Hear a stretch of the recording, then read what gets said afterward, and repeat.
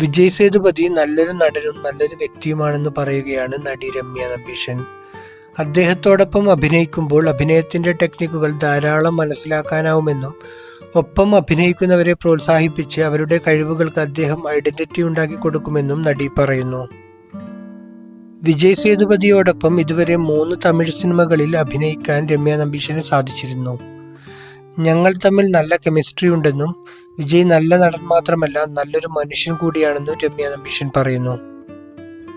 ഞാൻ മാത്രമല്ല ആരോട് ചോദിച്ചാലും വിജയ് സേതുപതി നല്ലൊരു അഭിനേതാവും നല്ലൊരു വ്യക്തിയുമാണെന്നേ പറയുകയുള്ളൂ.